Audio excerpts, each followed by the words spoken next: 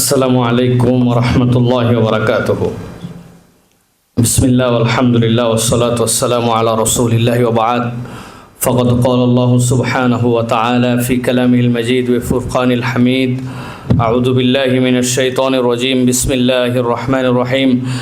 লাকাদ মান্নাল্লাহু আলাল মুমিনিনা ইয বা'আসা ফীহিম রাসূলাম মিন আনফুসিহিম ইয়াতলু আলাইহিম আয়াতিহি ويزكيهم ويعلمهم الكتاب والحكمة وإن كانوا من قبل لفي ضلال مبين। আজকে নজরুল গবেষণা ইনস্টিটিউটের উদ্যোগে চমৎকার একটি মধ্যাহ্নে দারুণতম একটি প্রসঙ্গে যে আলোচনা অনুষ্ঠান অনুষ্ঠিত হচ্ছে, নজরুল সাহিত্যে মহানবী সাল্লাল্লাহু আলাইহি ওয়াসাল্লাম। আমাদের মঞ্চে উপস্থিত আছেন আমাদের শ্রদ্ধাভাজন ব্যক্তিত্ব, আমাদের ওস্তাদ তুল্য জনাব মোহাম্মদ জৈনুল আবেদিন হাফিজাহুল্লাহ ওয়া। উপস্থিত আছেন আমাদের নজরুল গবেষক জনাব জিহাদউদ্দিন সাহেব। আজকে সভাপতিত্ব করছেন আমাদের প্রিয় ভাই জনাব মোহাম্মদ লতিফুল ইসলাম শিবলি, যার হাত ধরে নজরুল গবেষণা ইনস্টিটিউট আমরা আশা করছি এদেশের সত্যিকার একটি জাতীয় গবেষণা ইনস্টিটিউটে নিজেদেরকে ইনশাআল্লাহ উত্তীর্ণ করবে। তো আমি কথা না বাড়িয়ে মূল প্রসঙ্গের মধ্যে প্রবেশ করব। আমি একদম পয়েন্টের উপরে থাকার জন্য চেষ্টা করব। তবে আমি যেভাবে নজরুল সাহিত্যে মহানবী সাল্লাল্লাহু আলাইহি ওয়াসাল্লাম এই প্রসঙ্গটি আনতে চাই সেটি আপনাদের কাছে বলবো। তবে তার আগে সংক্ষিপ্ত একটা ভূমিকা দিতে চাই যে আমরা জানি যে নজরুল ইসলামী কবিতা এবং গানের একটা ব্যাপক আওতা রয়েছে। তার সাহিত্য কর্মগুলোকে আমরা বিশ্লেষণ করলে দেখব এটি একটা তার সাহিত্যের বড় অংশ জুড়ে আমাদের সামনে উপস্থাপিত হয়েছে। এই সাহিত্য চর্চার ক্ষেত্রে আমরা দেখেছি যে নজরুল এমন কতকগুলো বিষয় আমাদের সামনে এনেছেন, আমরা যারা ইসলামিক কনসার্নের জায়গা থেকে আমরা যারা ইসলামকে গবেষণা করি তারা আমরা বিস্মিত হই যে এই মানুষটা স্বশিক্ষিত হয়ে একটা নির্ধারিত ক্লাস পর্যন্ত একাডেমিক পড়ালেখার পরে কিভাবে নিজেকে এইরকম জায়গায় উপস্থাপন করলেন, যেটা হয়তো সাধারণ নজরুল গবেষক যারা আছেন অন্যান্য বিষয় নিয়ে ভাবেন, এই দৃষ্টিভঙ্গিতে না দেখলে আপনি এই বিষয়টা ঠিকঠাক মতো নিজের মধ্যে থেকে উপলব্ধি করতে পারবেন না। এই জন্য আমি বলবো যে নজরুল ইসলাম যখন তার লেখাগুলির মধ্যে বিভিন্ন উপস্থাপন করেছেন, এর অন্যতম একটা দিক ছিল যে আল্লাহ রাব্বুল আলামিনের তাওহীদ এবং একত্ববাদ। সাথে সাথে তিনি উপস্থাপন করেছেন যে নবী করিম সাল্লাল্লাহু আলাইহি ওয়াসাল্লামের জীবনের বিভিন্ন দিকাবলী। নবী করিম সাল্লাল্লাহু আলাইহি ওয়াসাল্লামের জীবনীর যদি আমরা দিকাবলী দেখি, ধারাবাহিকভাবে অনেক গ্রন্থবদ্ধ রচনা আছে, কিন্তু কবিতা এবং গান দিয়ে পুরো বিষয়টাকে যদি আমরা সাজাই তাহলে আমার পূর্বোক্ত বক্তা যেরকম বলে গিয়েছেন, নজরুল ইসলামের কবিতা এবং গান দিয়েও নবী করিম সাল্লাল্লাহু আলাইহি ওয়াসাল্লামের একটা জীবনী উপস্থাপন করা সম্ভব। এবং আমি সেই জায়গায় দেখেছি যে নবী করিম সাল্লাল্লাহু আলাইহি ওয়াসাল্লামের জীবনীর বিভিন্ন দিক তিনি বর্ণনা করেছেন। রিসালাত প্রসঙ্গ, তাওহীদ এবং রিসালাত, এই রিসালাত প্রসঙ্গে যেরকম ফাতিহায়ে দোয়াজদাহাম, তারপরে রাসূল সাল্লাল্লাহু আলাইহি ওয়াসাল্লামের জন্ম বিষয়ক, মৃত্যু বিষয়ক বিবিধ বিষয়, এইগুলোর যে কবিতামালা, যেইগুলো শিশুতোষ থেকে শুরু করে বিভিন্ন চ্যাপ্টার ওয়ারি আবার ভাগ করা যায়। আপনার মনে হয় আমার কথা বুঝতে পারছেন যে নবীজির একটা জীবনী আছে, যেই জীবনী স্ট্যান্ডার্ড লেভেলের একজন মানুষকে বুঝাতে হবে। আর রাহিকুল মাকতুমের কথা যদি আমরা বলি, আমরা যদি নবী করিম সাল্লাল্লাহু আলাইহি ওয়াসাল্লামের জীবনীর অনেক দিকের কথা বলি, সেইটা একটা উপর লেভেল পর্যন্ত, কিন্তু একদম একটা সদ্য ভূমিষ্ঠ শিশু সে নবী করিম সাল্লাল্লাহু আলাইহি ওয়াসাল্লামের আগমনকে নিয়ে কিভাবে খুশি হবে, বিস্ময়করভাবে দেখতে পাই আমরা যে নজরুল ইসলাম তার গান, কবিতায়, তার গজলে সেই দোলাটাও দিতে সমর্থ হয়েছেন যে একটা শিশু ভাবছে এটা আমার, আবার একজন বড় পণ্ডিত ব্যক্তি যখন তার বিশ্লেষণ করছে সেও ভাবতেছে এটা আমার। এটা একজন বিশ্বকবি হিসাবে তার নিজের যে মানদণ্ড, নিজেকে একটা ছাড়িয়ে নিয়ে গিয়েছিলেন, এটা কিন্তু হচ্ছে নজরুলের এই লেখাগুলির মধ্যে ছিল। সাহারাতে ফুটলো রে ফুল, ফাতিহায়ে দোয়াজদাহাম, সৈয়দ মক্কি মাদানী, হে মদিনার বুলবুলি, মোহাম্মদ মোর নয়নমণি, মোহাম্মদ নাম যতই জপি, এ কোন মধুর শরাব দিলে, তোমার বানিয়ে গ্রহণ করিনি হজরত, মানুষের অধিকার দিলে যে জন, ইত্যাদি যে কবিতাগুলি ছিল, এই কবিতাগুলোতে নবী করিম সাল্লাল্লাহু আলাইহি ওয়াসাল্লামের গুণকীর্তনগুলো তিনি উপস্থাপন করেছেন। এটা আমার সংক্ষিপ্ত ভূমিকা।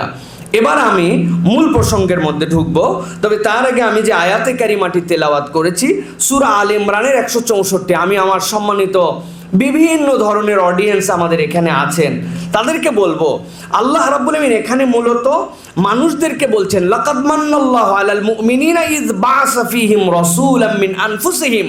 মানুষের জন্য এটা কতই না অনুগ্রহ ছিল যে তাদের মধ্যে থেকেই আল্লাহ একজন রসুলকে তাদের সামনে প্রেরণ করেছেন।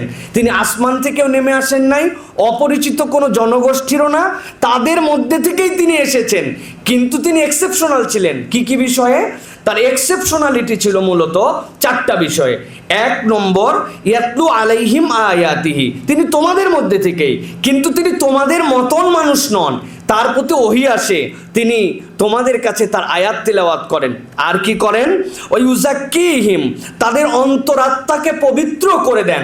এই মানুষগুলো বাহিরে সাবান সোটা দিয়ে পরিষ্কার হয়, কাপড় চুকুর পাক সাফ করে, কিন্তু তাদের হৃদয়গুলা, অন্তরগুলা, কল্পগুলা, এই চিন্তা চেতনার জগৎগুলি, এইগুলো কলুষিতায় ভরা, এইগুলো শিরকিয়াতে ভরা, এইগুলোর মধ্যে বস্তুবাদী চিন্তায় ভরা।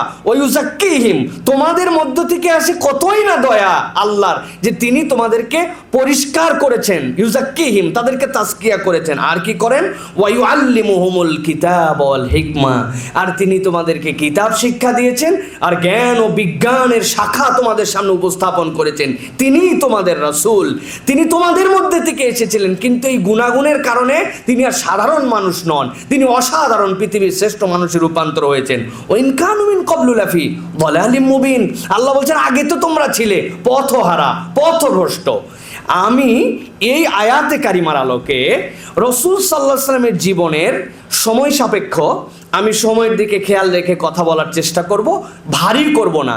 নবীর জীবনের 15টা দিক আপনাদের কাছে বলবো এবং আশ্চর্য একটা মিলন আপনাদেরকে দেখাবো যে আল্লাহ তার নবীর ব্যাপারে, নবী তার আচরণের ব্যাপারে এবং তার কর্মের এই 4টা পরিধিতে যেভাবে জগতে কিয়ামত পর্যন্ত প্রস্ফুটিত হয়েছেন, বিস্ময়করভাবে নজরুল ইসলাম প্রত্যেকটা পয়েন্টের ব্যাপারে, তার কবিতা, তার গানে, তার সাহিত্যে নবী করিম সাল্লাল্লাহু আলাইহি ওয়াসাল্লামের প্রত্যেকটা পয়েন্ট টাচ করেছেন। সুবহানাল্লাহি ওয়া বিহামদিহি। আমরা চলেন তাহলে আর কথা না বাড়ায় ধারাবাহিকভাবে একটু আমি দু একটা, প্রত্যেকটার ক্ষেত্রে অনেক উদাহরণ দেওয়া যাবে, আমি সংক্ষিপ্তভাবে আপনাদের কাছে একটু উপস্থাপন করি। তাহলে আমরা যেটা আজকে বলতে চাই, নজরুল সাহিত্যে মহানবী সাল্লাল্লাহু আলাইহি ওয়াসাল্লামের প্রসঙ্গ, আল্লাহ এবং তার রসুল যেভাবে রসুলকে সংজ্ঞায়িত করেছেন, নজরুল ইসলাম কিভাবে সেটাকে ফুটিয়ে তুলেছেন, এটার একটা সমন্বয় দেখব। নবী করিম সাল্লাল্লাহু আলাইহি ওয়াসাল্লামের সবচেয়ে বড় পরিচয় কি? নবী করিম সাল্লাল্লাহু আলাইহি ওয়াসাল্লামের সবচেয়ে বড় পরিচয়, নবী করিম সাল্লাল্লাহু আলাইহি ওয়াসাল্লাম হচ্ছেন মানবতার জন্য রহমত। কোথায় এসেছে? কোরআনে এসেছে। আল্লাহ বলছেন, ওয়ামা আরসালনাকা ইল্লা রাহমাতাল লিল আলামিন, হে হাবিব, আপনাকে জগৎ সমূহের রহমত স্বরূপ আপনাকে প্রেরণ করা হয়েছে। সূরা আম্বিয়া, কোরআনের 21 নম্বর সূরা, 107 নম্বর আয়াত।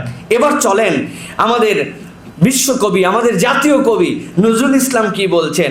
নজরুল ইসলাম তার কবিতায় বলছেন, ক্ষমা করো হে নবী, আমরা তোমার বাণী মানিনি, ক্ষমা করো হে নবী, আমরা তোমার পদ ভুলেছি, ক্ষমা করো হে নবী, তুমি তো চাওনি ধর্ম নামে হিংসা আর উন্মাদনা, তুমি দিয়েছিলে প্রেমের গান, শান্তির আহ্বানা, আমরা তোমার দয়া ভুলেছি, নিয়েছি ঘৃণা ধরি, তাই তো আসমানে আর নামে না রহমতের ভরি, ক্ষমা করো হে নবী, ক্ষমা করো আমাদের। গত 2 দিন আগে বাংলাদেশে যে একটা বিস্ময়কর ঘটনা ঘটলো, একজন ব্যক্তি তার ভুল, তার অপকর্ম, মুসলিম মননে তার জন্য যে সকল কাজ করেছেন, আঘাত করেছেন, কিন্তু কিছু মানুষ এই বাণীকে ধারণ না করে এমন একটা মব সৃষ্টি করেছে যে একজন ব্যক্তির কবর থেকে তার লাশকে উঠিয়ে এনে জিঘাংসার রূপান্তরে তাকে পুড়িয়ে দেওয়া হয়েছে। এটা ইসলামের বাণী নয়, এটা কোরআনের বাণী নয়, এটা রাসূলুল্লাহ সাল্লাল্লাহু আলাইহি ওয়াসাল্লামের শিক্ষা নয়। নজরুল ইসলাম চলে গেছেন কত বছর আগে, আজকে 126 বছর বয়স হতো যদি আমাদের কবি আমাদের মাঝে বেঁচে থাকতেন, অথচ তিনি এই রহমতের কথাটা নবীজির শানে বলে গিয়েছেন। মনে হচ্ছে যেন নবীজিরে বন্দনা বাংলা ভাষা কিয়ামত পর্যন্ত থাকলে এর থেকে সুন্দর করে কেউ করতে পারবে না। প্রিয় ভাই, প্রিয় বোনেরা, এরপরে আমি বলবো নবীকে আল্লাহ কি হিসেবে পরিচয় করাচ্ছেন। আল্লাহ নবী করিম সাল্লাল্লাহু আলাইহি সাল্লামকে বলছেন, ও আমার হাবিব, আপনাকে আমি কি হিসাবে পরিচয় করাচ্ছি জানেন? ইয়া আইয়ুহান নবী ইন্না আরসালনাকা শাহিদান ওয়া মুবাশশিরান ওয়া নাযীরা। আপনাকে আমি দুনিয়ার জন্য প্রেরণ করেছি কি হিসাবে? সিরাজুম মুনির, এমন একটা প্রদীপ যেই প্রদীপ কখনো নিভে না, যেই প্রদীপের তেল কখনো পুড়তে হয় না, যেই ব্যাটারি কখনো শেষ হয়ে যায় না। সিরাজুম মুনিরা, আবার এমন আলো সেটা এক জায়গা থেকে জ্বললে পুরা পৃথিবী তার দীপ্তিময় ছড়িয়ে পড়ে। হে রাসূল, আপনাকে এই হিসাবে আমি প্রেরণ করেছি। দেখেন তো আমাদের প্রিয় কবি নজরুল মনে হচ্ছে যেন এটাকে ধারণ করে এই আয়াতের ব্যাখ্যাটাই তিনি নবীর শানে করতেছেন। এটা কোরআনের সিরাত নজরুলের মুখ দিয়ে বেরোচ্ছে। কে জানে না ত্রিভুবনের প্রিয় মোহাম্মদ আসিবে পুনঃধরায়, অন্ধকার জ্বলিবে আবার আলোয় প্রদীপ জ্বালায়। তুমি যে প্রিয় সকল হৃদয়, তুমি মুক্তির ত্রাতা, তোমার নামের সুরে আজও কাঁদে বিশ্ব অভাগা যাতা। বিশ্বের যেখানে অন্ধকার, যেখানে ইগনোরেন্স, যেই জায়গাতে জ্ঞান চর্চার বাহিরে এসে মানুষের কুসংস্কার, সে জায়গাতেই মুহাম্মদ সাল্লাল্লাহু আলাইহি ওয়াসাল্লামের বাতি মানুষ কিয়ামত পর্যন্ত খুঁজবে। মনে হচ্ছে তিনি আমার নবীর শান কেবল বর্ণনা করছেন, আসলে তিনি আমার নবীর শান বর্ণনা করছেন না, নবীর মাধ্যম দিয়ে পুরা পৃথিবীর কাছে আলো গ্রহণ করার আহ্বান দিচ্ছেন তিনি। প্রিয় উপস্থিতি, 3 নম্বরে যদি আমরা দেখি তাহলে নবী করিম সাল্লাল্লাহু আলাইহি সাল্লাম মানবের মাঝে একটা সমতার বিধান এনেছিলেন। মুসলিম, আল্লাহ রাব্বুল আমিন আপনার একটা পরিচয় দিয়েছেন, কিন্তু এই পরিচয়ের আগে একটা পরিচয় আছে, একটা হাদিস খুব কম শুনবেন এই হাদিস। নবী করিম সাল্লাল্লাহু আলাইহি সাল্লাম বলছেন, আন্নাস কাসনানিল মুশত, মানুষ তো চিরুনির মতো। চিরুনি কেমন? আপনাদের বাসায় যে চিরুনি দিয়ে চুল আঁচড়ান, এটার দাঁতগুলা কি সব সমান না একটা কম একটা বেশি? সবগুলি সমান। ওই যে বেবিটা, ওর হাতের মধ্যে চিরুনি আছে, দেখেন ওই যে আমাদের ছোট্ট বেবি, ওর হাতের চিরুনিটা বাবা দেখাও তো উঁচু করে একটু সবাইকে, দেখেন তো চিরুনির দাঁতগুলো, দেখেছেন? যেন ও প্রস্তুতি নিয়ে আসছে যে নজরুলের এই রাসূলুল্লাহ সাল্লাল্লাহু আলাইহি ওয়াসাল্লামের হাদিস থেকে আমি কথা বলছি। নবী করিম সাল্লাল্লাহু আলাইহি ওয়াসাল্লাম বলছেন মানুষ সমান চিরুনির দাঁতের মতো। চিরুনির দাঁত যেরকম এলোমেলো হলে আপনার চুলকে সমান করতে পারবে না, রাসূলুল্লাহ সাল্লাল্লাহু আলাইহি ওয়াসাল্লাম বলছেন মানুষ সমান, মানুষ হিসাবে। তিনি বলছেন, নজরুল বলছেন, এটা তো নজরুল তার কবিতার মধ্যে উল্লেখ করেন নাই হাদিস, কিন্তু নবীর শানে বলছেন যে নবী এই কথাটি কিভাবে মানবতার জয়গান গেয়ে গেলেন। তিনি বলছেন, দাসেরে তুমি দাস বানাওনি, দিয়েছিলে মুক্তি, হীন দিনের ছিলে তুমি, ভাঙিলে জাতির ভ্রান্তি, শ্রেণীভেদে নয় সবাই সমান, তোমার বাণী মানবতার গান। সুবহানাল্লাহ বলেন যে রাসূলুল্লাহ সাল্লাল্লাহু আলাইহি ওয়াসাল্লামের বাণীগুলো মানবতার গান ছিল, তিনি মানবতার পক্ষে কথা বলে গিয়েছেন। নজরুল এটাকে আবিষ্কার করতেছেন, করে তিনি নবী করিম সাল্লাল্লাহু আলাইহি ওয়াসাল্লামের সিরাত বর্ণনা করছেন। এটা তো আমরা বলছি মুহাম্মদ সাল্লাল্লাহু আলাইহি ওয়াসাল্লামের শানে গান না, তিনি তার সিরাতের দিক বলছেন, তিনি ইসলামের একটা অনন্যতা মানুষের সামনে উপস্থাপন করছেন। বিদ্রোহ এবং ন্যায়ের শাসন, আমরা নবী করিম সাল্লাল্লাহু আলাইহি ওয়াসাল্লামের সাথে সব সময় রহমতুল্লিল আলামিনটাই জানি, কিন্তু নবী করিম সাল্লাল্লাহু আলাইহি ওয়াসাল্লামের একটা বিদ্রোহী রূপ ছিল। নবী করিম সাল্লাল্লাহু আলাইহি ওয়াসাল্লামের বিদ্রোহী রূপটা কোন জায়গায় ছিল? ওই বিদ্রোহের মধ্যে একটা ভালোবাসার ছন্দ ছিল। নবীজির একটা হাদিস শোনেন, আমাদের লিডার যারা, তাদের বেশি শোনা দরকার। আমাদের লিডারের সামনে অনেকেই তেলবাজি করে, অনুষ্ঠানের সামনে যাই এমন ফাহেসা কথা বলে, ওই ফাহেসা কথার কারণে একজনের দেশ থেকে পালায় যেতে হয়। এমন ফাহেসা কথা বলে, তার সামনে তেলবাজি করে। নবীজি বলতেছেন, ভালো করে বোঝো, সেরা নেতা তারা যাদের তুমি ভালোবাসো, তারাও তোমাকে ভালোবাসে। খায়রু আইম্মাতিকুম আল্লাযীনা তুহিব্বুনাহুম ওয়া ইউহিব্বুনাকুম উত্তম লিডার সে, তুমি একাই ভালোবাসো না, তারাও তোমাকে ভালোবাসে, তুমিও তাদেরকে ভালোবাসো। এটা কিতাবুল ইমারার মধ্যে হাদিস আসছে। মুহাম্মদ কবিতার মধ্যে এই বিদ্রোহের রূপটা তিনি উপস্থাপন করেছেন। যারা ধ্বজাধারী, নেতৃত্বের দাবিদার, যারা নিজেদেরকে মানুষের গ্রহণযোগ্য করে তুলতে পারে নাই, ভীতি দেখায় শাসন করে, শাসকের সামনে যে তার সমালোচনা করা যায় না, তোয়াজ করতে হয়, এটা এই তোয়াজটা হৃদয় থেকে নয়, বরং ভীতির কারণে তোয়াজ। তোমাকে ভালোবাসে না সে, তুমিও তাদেরকে প্রকৃত ভালোবাসতে পারো নাই, কেননা এই নেতা আর এই নেতৃত্বের মাঝের অনুসারীদের ভেদাভেদ তুমি দূর করতে পারো নাই। আপনি বিস্মিত হবেন, নজরুল ইসলাম তার কবিতার মধ্যে এটাকে উপস্থাপন করেছেন। এটাও নজরুল ইসলামের, মহানবী সাল্লাল্লাহু আলাইহি ওয়াসাল্লামের ব্যাপারে তার বক্তব্য। তিনি কি বলছেন? শান্তির ঝান্ডা উড়ালেন, তুমি ন্যায়ের পথে দাঁড়ালেন, শোষিতেরে দিলে আশ্রয়, দুর্বলের পাশে দাঁড়ালেন, রাজদণ্ড ছিল ন্যায়ের প্রতীক, ভালোবাসায় ভরা, তোমার শাসন চির মানবের সমতা দিল ধরা। সুবহানাল্লাহ। কি মানুষ তার কাছে যে কি শান্তি পেয়ে যেত, কেউ তার কাছে ভয় পেত না যে আমার মনের কথাটা তাকে বললে মনে হয় কেমন হয়ে যাবে। একদিন নবীজি এশার সালাতের জন্য দাঁড়িয়েছেন, সাহাবায়ে কেরাম এসে দাঁড়িয়ে গেছেন, একামত হয়ে গেছে। একামত হওয়ার পরে একজন বেদুইন আসছেন, যা আরবি, আসার পরে নবী করিম সাল্লাল্লাহু আলাইহি ওয়াসাল্লাম হাত ধরছে, মোহাম্মদ কেমন আছো, খবর কি, কিফ আলওয়ানুক, কি আহলিক, তোমার পরিবারের খবর কি, তোমার অবস্থা কি? ভাই রে ভাই, বলো না, আমার সংসার চলে না। ওদিকে একামত হয়ে গেছে, সবাই কাতারে দাঁড়ায় আছে, রাসূলুল্লাহ সাল্লাল্লাহু আলাইহি ওয়াসাল্লাম যাবেন। আল্লামা রাগিব ইস্পাহানী হাদিস নিয়ে আসছেন আখলাকুন নবীর মধ্যে, নবীজি যাবেন নামাজ পড়ানোর জন্য, আর এই লোক এসে রাসূল সাল্লাল্লাহু আলাইহি ওয়াসাল্লামের হাত ধরে আলাপ, সাহাবায়ে কেরাম একটু ফোঁস করতেছে, হ্যাঁ হুঁশ নাই, আক্কেল নাই, এখনই নামাজের পরে তুমি কথা বলো, এখন এই কথাটা কেন বলতে হবে তোমাকে? কিন্তু নবী করিম সাল্লাল্লাহু আলাইহি ওয়াসাল্লাম নির্বিকার, তিনি তার সব কথা শুনে তারপরে সালাতে গেছেন। এই হাদিসের ব্যাখ্যাকার বলতেছেন, নবীর জীবন ব্যাখ্যা করে আমরা দেখেছি রাসূলুল্লাহ সাল্লাল্লাহু আলাইহি ওয়াসাল্লাম পুরো জীবনে কেউ তার দিকে মুখ দিয়েছে, তার মুখ ফিরানোর আগে আল্লাহর নবী কখনো তার দিক থেকে মুখ ফিরায় নাই। সুবহানাল্লাহ।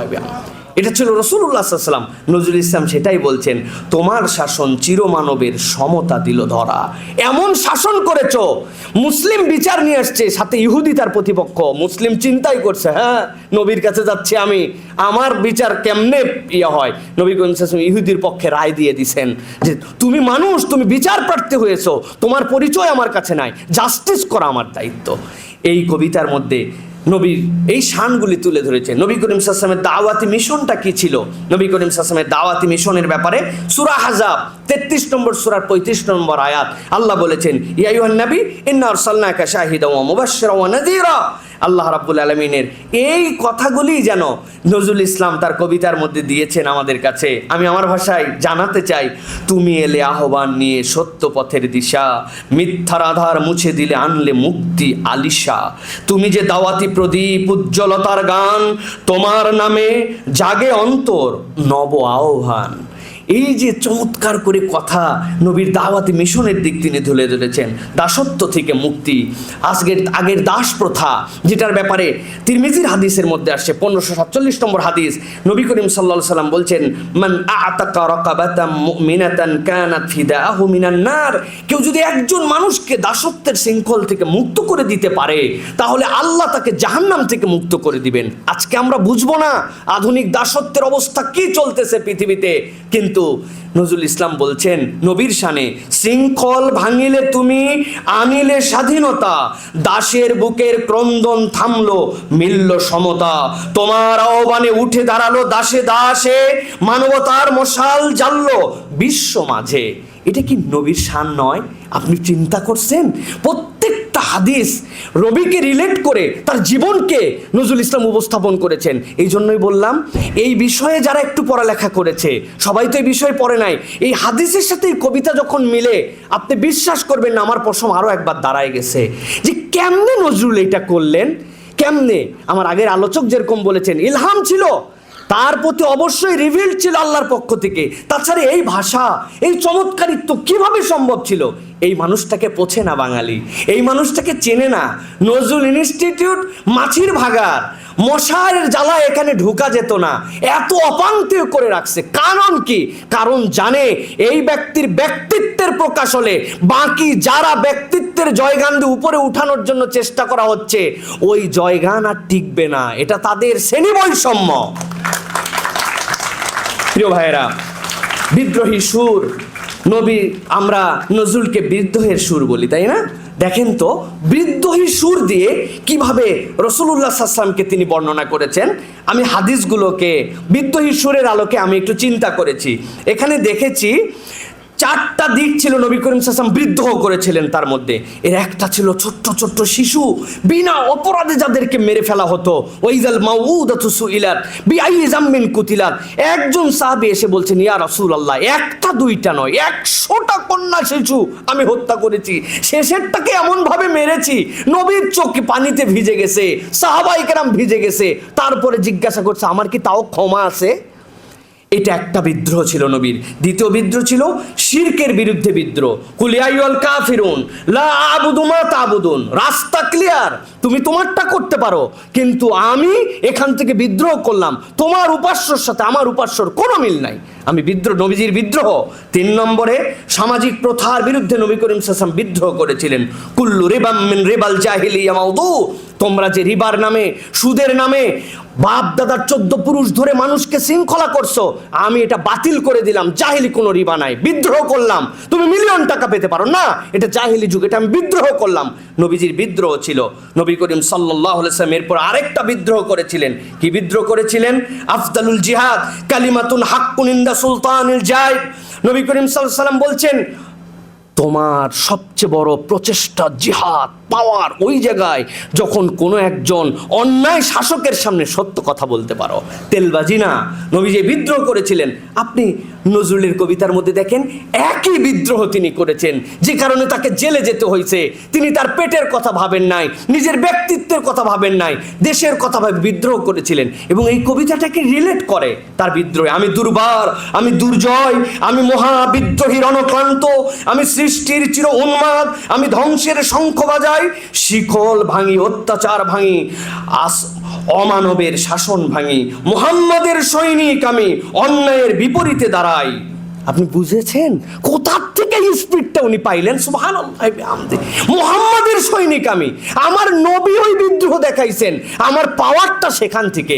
উম্মতের কি দাবিদার ছিলেন তিনি, এটা আমি বলতে পারি নবীর শান ছিল এর মধ্যে। কেননা এই বিদ্রোহগুলো তিনি কোথা থেকে এইগুলি পেলেন, কে তার এই ওস্তাদি করলো তার উপরে?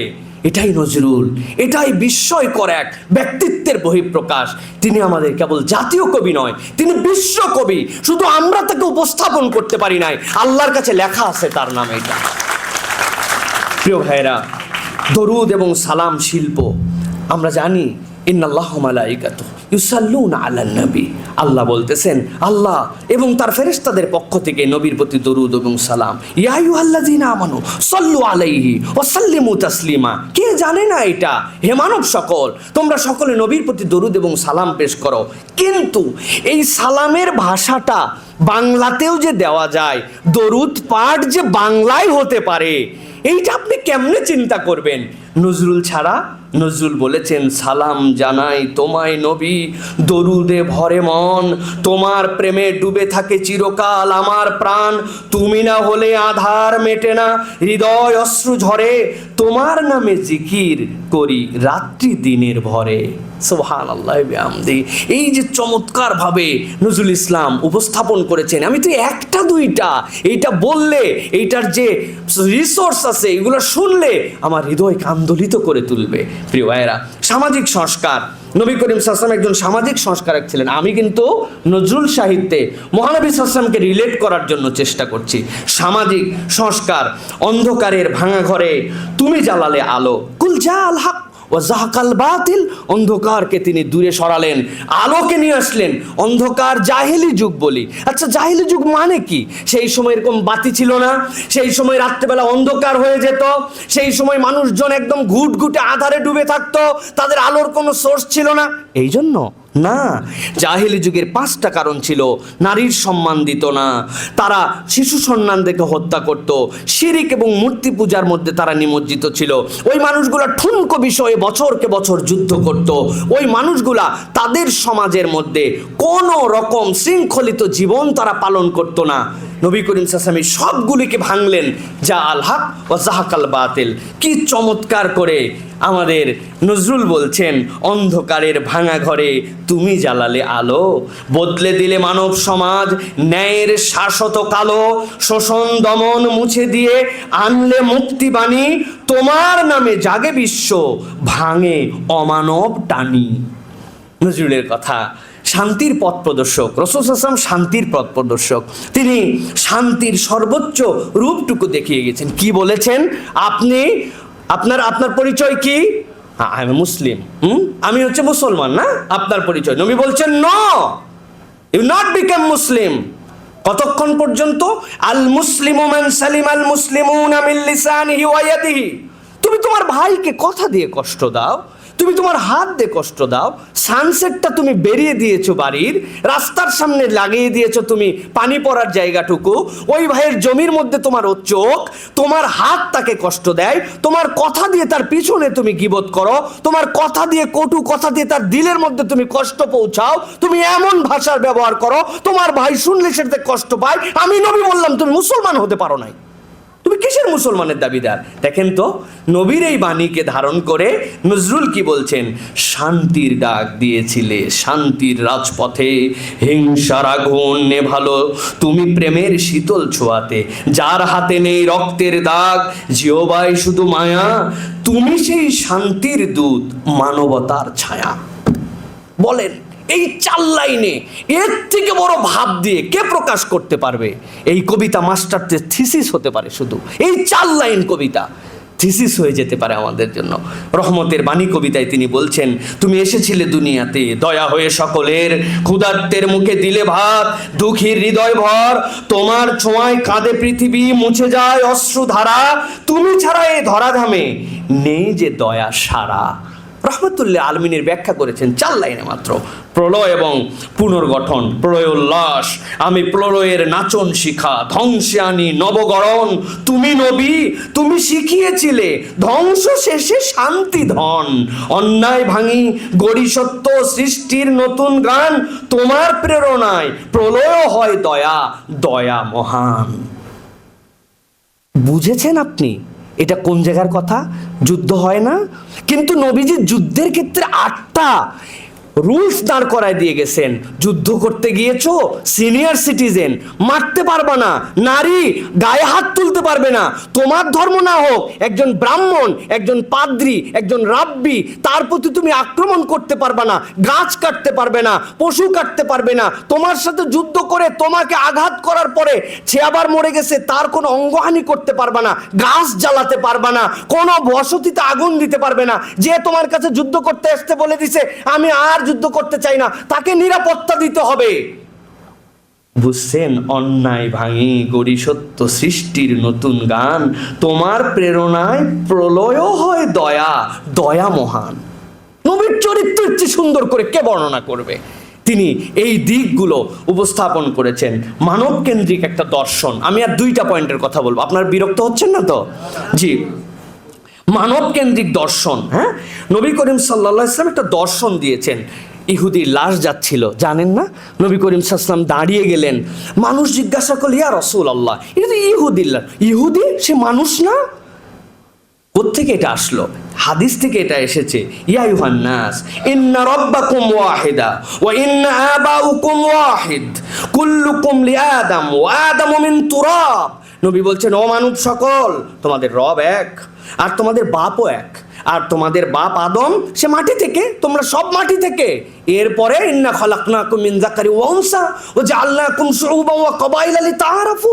তোমাদের এই যে ভেদাভেদ হয়েছে এটা বংশে, এটা ভেদাভেদ হয়েছে তোমাদের গোত্রে, যাতে একজন আরেকজনকে চিনতে পারো, কিন্তু আদি পরিচয়ে তুমি একটা মানুষ, তুমি আল্লাহ রাব্বুল আলামিনের সৃষ্টি। তিনি বলছেন, এই ভ্রাতৃত্বের গান পৃথিবীকে কে দেখালো? যারা গোত্রে গোত্রে মারামারি করেছে 1300 বছর, একটা উটের দুধ দোয়ানোকে নিয়ে গন্ডগোল করে মরে গেছে হাজারো প্রাণ, যারা একটা সন্তানের জন্য মেরেছে হাজারটা সন্তানকে। আওস খাজরাসের কথা কে জানে না, মক্কার গোত্রের কথা কে জানে না। কিন্তু নজরুল কিভাবে রাসূলুল্লাহ সাল্লাল্লাহু আলাইহি ওয়াসাল্লামের শান বর্ণনা করছেন যে এই মহান দিকটা তার কবিতায়। মানুষ যেখানে ভ্রাতৃত্ব গড়ে তুমি সেখানে হাসো, ধর্ম জাতি বর্ণভেদ ভেঙে সমতা সুরে ভাসো, তোমার বাণী মানব ধর্ম, তোমার গান মানবতা, তুমি নবী, তুমি দিয়েছিলে সাম্যের পূর্ণতা, সাম্যের পূর্ণতা তুমি দিছো। নজরুল বলে গেছেন এটা, এর থেকে বড় একটা গুণ ছিল, তিনি অল্প কথায় বিশাল ভাব প্রকাশ করে দিতে পারতেন। আমি বলবো বাংলা ভাষায় নজরুল হচ্ছেন জাওয়ামিউল কালিম, তার থেকে অল্প কথায় অধিক প্রকাশের কোনো কবি সৃষ্টি হয় নাই, কিয়ামত পর্যন্ত আল্লাহ না চাইলে আর হবে না। এটাই আমাদের নজরুল। ইসলামী ঐতিহ্য এবং সংস্কৃতির সেতু বন্ধন, এটার ব্যাপারেও চিন্তা করবেন। এই জায়গাতে নজরুল কিভাবে মুহাম্মদ সাল্লাল্লাহু আলাইহি ওয়াসাল্লামকে রিলেট করলেন। ইন্নাদ-দীন ইনদাল্লাহিল ইসলাম, আল্লাহর কাছে গ্রহণযোগ্য একমাত্র দিন হচ্ছে ইসলাম। তিনি মুহাম্মদ সাল্লাল্লাহু আলাইহি ওয়াসাল্লামকে এই জায়গার সেতু বন্ধন করিয়েছেন। দেখেন আপনারাই মিন করতে পারবেন যে কিভাবে এটা তিনি বুঝিয়েছেন। আরবের বুকে জন্ম নিলে বাণী ছড়ালে দিগন্তে, বাংলার মাটিতেও সেই বাণী বাজে কবির কণ্ঠে, তুমি বিশ্বনবী সবার ত্রাতা মানবতার পথ, নজরুল গেয়েছে তোমার নামে প্রেমের অবিরত।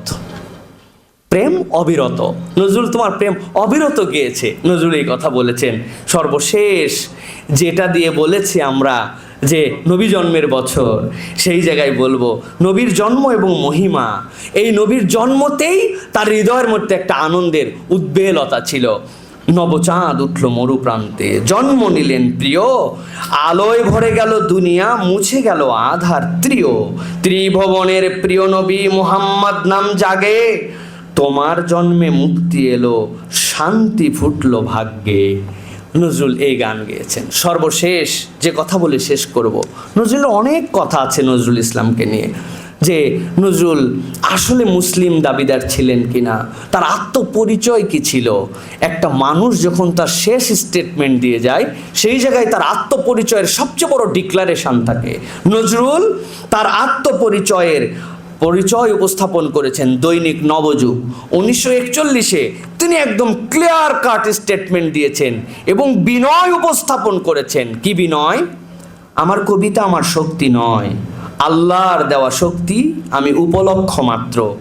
বিনার বেনুতে সুর বাজে কিন্তু বাজান যে গুণী, সমস্ত প্রশংসা তারই। আমার কবিতা যারা পড়ছেন তারাই সাক্ষী, আমি মুসলিমকে সঙ্গবদ্ধ করার জন্য তাদের জড়ত্ব, আলস্য, কর্মবিমুখতা, ক্লৈব্য, অবিশ্বাস দূর করার জন্য আজীবন চেষ্টা করেছি।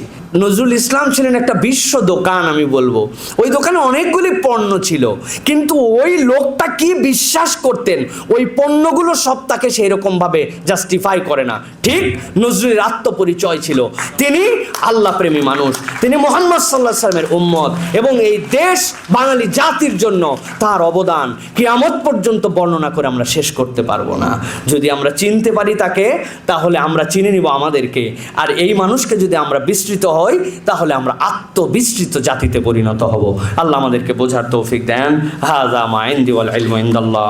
আসসালামু আলাইকুম ওয়া রাহমাতুল্লাহি ওয়া বারাকাতুহু।